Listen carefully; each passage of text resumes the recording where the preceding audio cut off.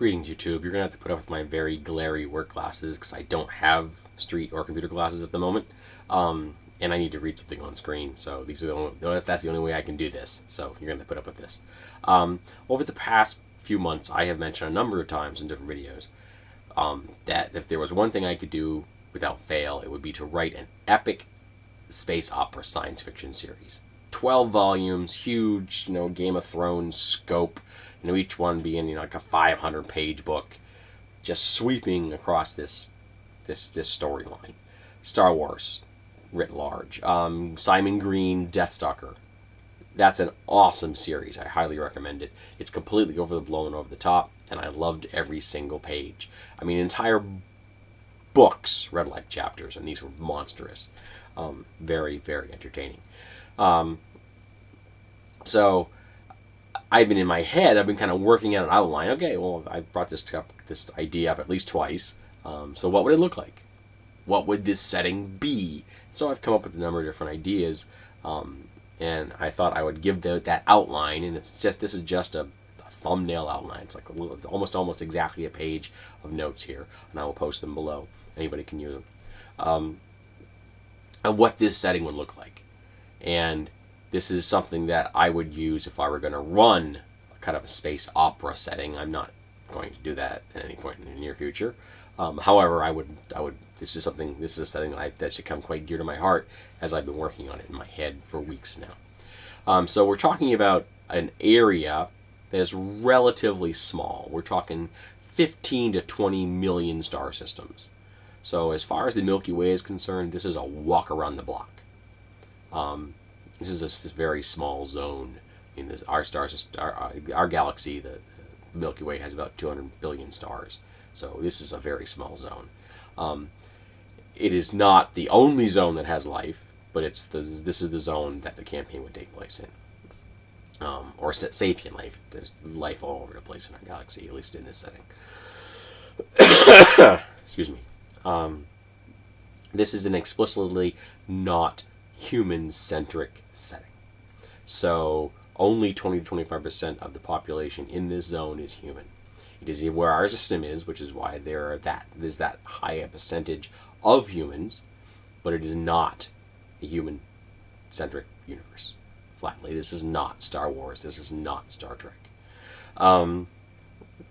Half of all the human characters would be female. There's no sexism in my setting. And only 20% of the humans are Caucasian. So diversity from the get-go. This is not going to be a place where white men are the default. Human is very diverse. 30% of the human population is not cisgender or heterosexual, falling into different categories such as gay, bi, transgender, polygender, pangender, polysexual, pansexual, asexual, aromantic, everything that is not the default of our everyday world. I have to take a phone call. Pardon me. All right, where was I? Oh yes, this is not a heteronormative universe as that we have now. The default is not just it's being straight, and cisgender is more common at 70% of the population, but it is not the norm. Apologize for my coughing. I'm still ill with the flu at the time of this filming. This is a transhuman culture as far as humans are concerned. 50% of the population has some body modifications or uplink implants. And these could be from very simple things like pointed ears and cat eyes to weird color or fur, very simple things, to the really, really severe 10% of the population that have taken themselves completely outside the realm of what human means. They've become digital citizens. They've become full conversion cyborgs. They've welded their brains into ships. They've become jellies that live and swim in the atmosphere of Jupiter. Really severe things. Human is now a category. Capitalism still exists, but there is a robust welfare state. No one goes homeless, hungry, without health care or an education, though these things have a great deal of austerity at that base level. There's a reason you want to go out and make a living, because you don't want to be living at a very, very simple, austere life. But no one is left to starve or be ignorant. There are 12 alien races within this zone that I'm discussing. A number of them have adopted some kind of transhumanist view, though obviously they wouldn't be calling themselves transhumanists. We'd probably have to come up with a new term, in fact. Other species would make an appearance in the setting, but they would be less common. These are simply the neighbors. These are the people. These are the races the species that exist in our zone, that 15 to 20 million star system area that I was discussing. It goes deep. It goes all throughout the galaxy. It's just that this is a little corner. These are the most common races. Others might show up, but they would be exceptions. And they would be considered to be a rarity, and they would be attention getting. But the information about them would be available because the data has had time to travel from point A to point B. Technology is advanced. Anti-gravity vehicles are common. Energy weapons are common. Though gunpowder firearms are still ubiquitous. So most consumer items are smart and fully integrated into the data net. So you're talking, the full Star Wars, Star Trek kind of technology. If you were to look at the 1992 version of Game World, that got all the technology in there, you're going to find someplace in this campaign. So very much over the top everywhere. It's very, very present. Now there are two types of star drives in this system. One is relativistic and one is superluminal. The relativistic is known as the inertia drive. The inertia drive severs the connection of a ship. They turn it on and a field appears around the ship. And anything inside that field is now severed from the Higgs boson field. So the field that gives matter inertia is gone inside that field. So that object now has essentially become a giant photon. And it can move from point A to point B at the speed of light, or just slightly slower than the speed of light. And because if it goes exactly the speed of light, it would be trapped in that state for all of eternity. It would become a light particle. So everything inside that chip essentially experiences no time to go from point A to point B, no matter how long it takes. But it is going to take 100,000 years if it's 100,000 light years. So that is the least useful of the two drives, but they are still used for in-system traveling because it's in-system, it's quite quick. But between long distances, you're going to want to use the superluminal system. Now that has a speed that goes between 3 to 12 hours per light year. And lower on the limit you get towards the 3 hour per light year, very quick, it's because the route you have plotted gets very close to the gravity wells in normal space. While you're in this superluminal subspace system, you're flying the subspace lanes, you are skirting gravity wells. Get too close to a gravity well, and you're gone. No one knows where gone is, but you're gone. Some have speculated you turn into a black hole. Boop, you're just... Some speculate that you've been teleported from where you are to somewhere very far away. Because telepathy only goes a certain distance, we know that it's further than any telepath has ever been able to communicate. So it's a very far distance. It could be an entirely different galaxy. But most ships stay closer to the middle of that range because it's safer. Because of this, over time, their kind of space lanes have developed because they're the most common routes to travel. Some really long-distance explorers have combined these two systems because while you're in the subspace, superluminal drives, you're awake. You're moving around. If it takes you 14 days to get point A to point B, you've got to kill 14 days on that ship. Well, the really long, deep space explorers have combined these two drives so that while you're using the subspace drive to get from point A to point B, you're using the inertial drive to essentially put yourself into suspended animation. So you may be traveling 1,000,000 light years, but it's going to take you, 6 hours per light year. It's going to take you a really long time to get there.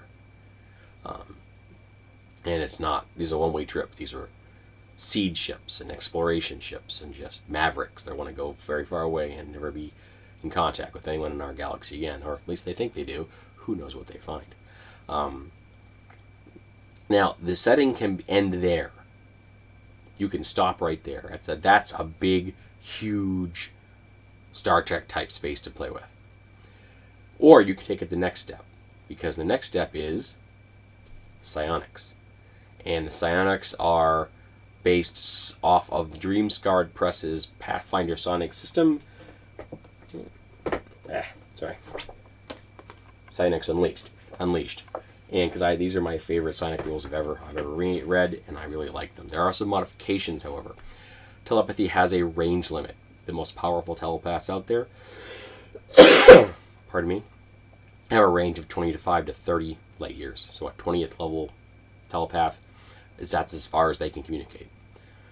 Because this is the only way to communicate over long distances in real time, telepaths are powerful politically, and they have formed themselves into something known as the Guild. And if you're a telepath and you want to communicate between star systems, you're a member of the Guild. If you're not, let's just say that people will show up at your house and really convince you to become a member. In-system telepathy is not regulated. Nomads, people that can teleport, also have a range limit now, and that range limit is similar. A high-level 20th level nomad could teleport between 25 and 30 light years, so that you could go from Earth to a number of our neighbor systems instantaneously, but you can't go further than that in one jump, so you'd end up hopscotching across the universe. So nomads are powerful, but they're not going to be able to carry a lot of stuff. There are no pocket dimensions technology, so there are no black holes. There are no portable holes available or bags of holding. So, but they can transport high-value items from place to place, and of course they make excellent assassins. And in response to this, there are some things known as static generators, and static generators prevent the use of sonic abilities. But they say, for example, they can block telepathy and they can block teleportation, but they don't protect the user, whether it's a person or a building, from being harmed by psionics physically. So, for example, I had a static generator built, on my person, and I turned it on. You could now not read my mind. You could not detect me with your psionic abilities. You could not pick me up with your telekinesis. You couldn't teleport me. But it doesn't mean you couldn't rip the deck plate under my feet and slam me against the hull until I am a thin paste. The static generator is not going to protect me from that. So there are limits to what psionics can do, and there are limits how you can defend yourself against psionics. I like psionics. I like space operas. And to me, they need a touch of magic. So I want telepathy. I want teleportation. I want soul knives. I want psychic warriors. I want there's a healer class in here. There's every ship's going to have one of those. Things like this. There are people that can transmute themselves because they are psions, and I love this idea. They're psychic transhumanists. They've taken this whole idea to the ultimate extent. So I love that psionic system, and I think it fits perfectly into the setting I've come up with. But a person that doesn't want to use them would stop before that is introduced and still use the setting I'm describing. So there you have it, folks. I don't have a name for this setting, really. I just kind of came up with it. It would be a setting of exploration, of trading, of combat and warfare and espionage and politics. It would be a big, sweeping setting, or it could be small and intensely intimate. It could take place all on a planet, or it could take place across huge stars. So it would be very much up to how the GM wanted to play this setting, whether you want to have it at a low setting or a high setting. There's a whole lot of stuff available. I think running a setting on the Earth in the far future, ravaged by our foolishness, slowly being recovered and trying to return it to a a state where humans can come back and live on it full time in the aftermath of our future environmental apocalypse might be interesting. There's a lot of things you could do with this setting.